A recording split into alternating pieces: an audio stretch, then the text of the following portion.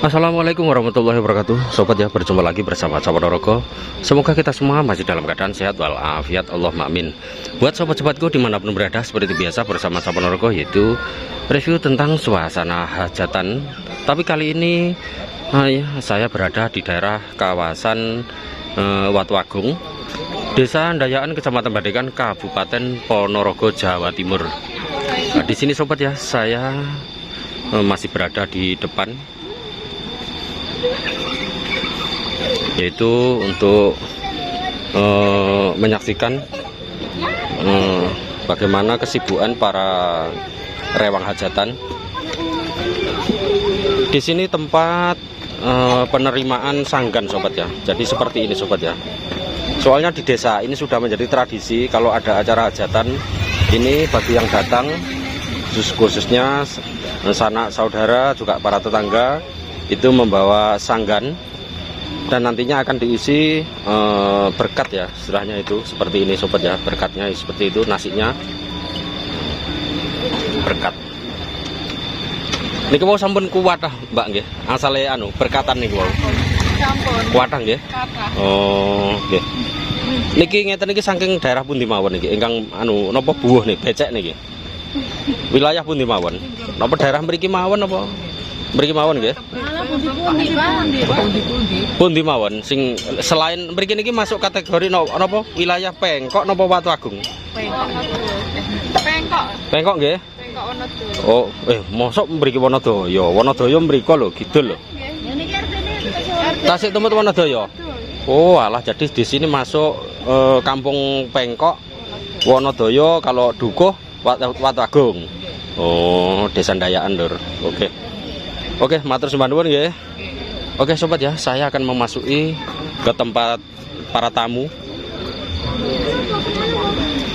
Di sini penerima tamu putri ya. Ini ibu-ibu.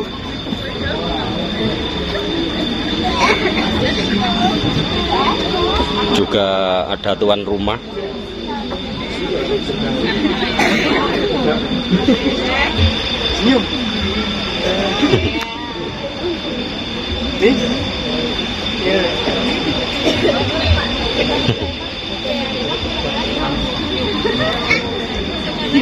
Oke sobat ya, di sini penerima tamu laki-laki. Jadi yang sebelah timur itu untuk penerima tamu perempuan, yang sebelah barat penerima tamu laki-laki, juga bapak-bapak.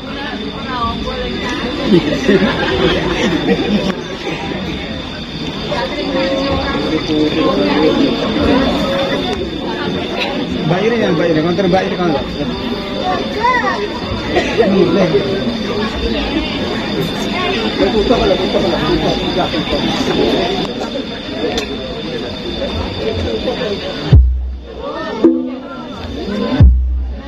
Di sini tempat kasir sobat ya.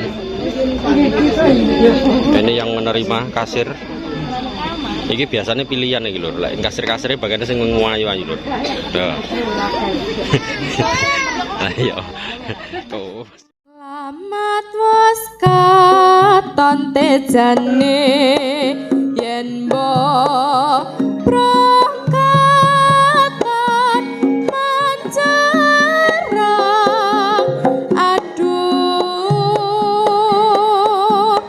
wiragane sinamangtan ambut seni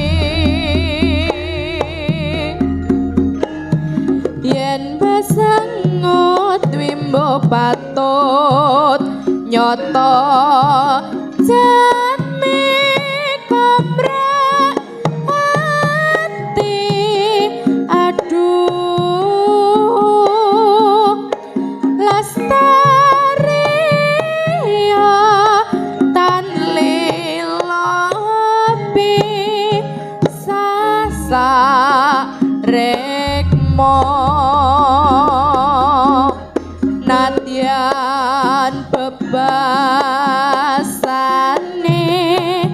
kelingan godhong lembar nimas kaya was kancatan rasa sengsem ing atiku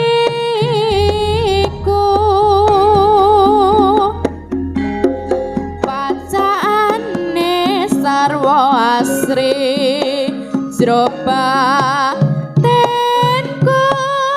tansah kuwur nimas was lumayan among nimas paraning sing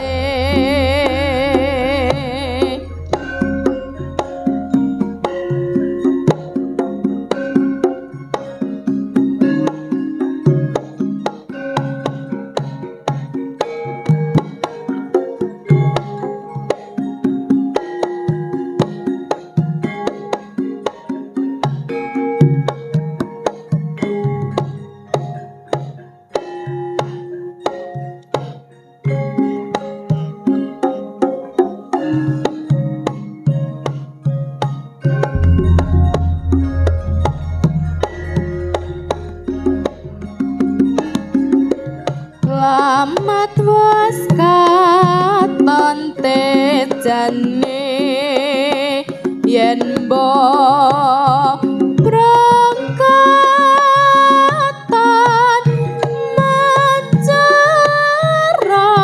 mencerang aduh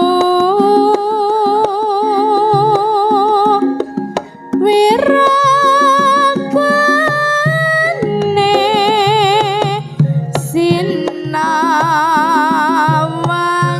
sinawangtan ambosani Eh. Oh. yen besengot wimbo patut nyoto jatmi kamrak ati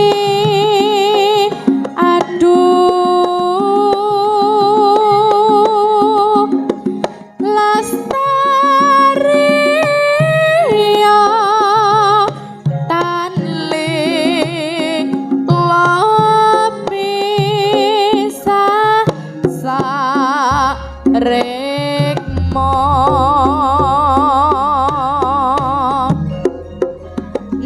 nadyan bebasane kelingan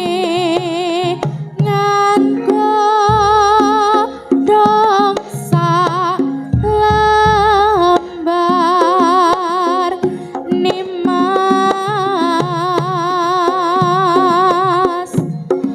kaya was kancatan rasa sengsem ing atiku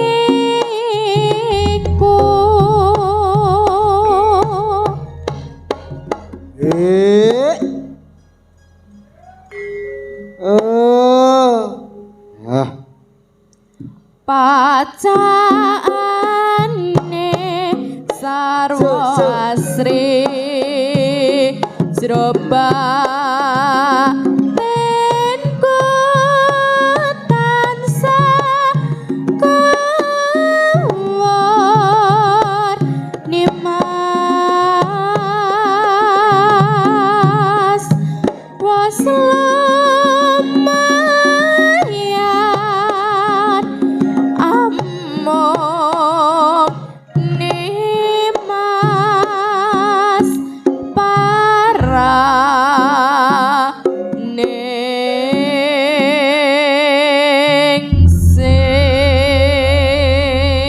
Nggih, matur suwun Kadung Tresno.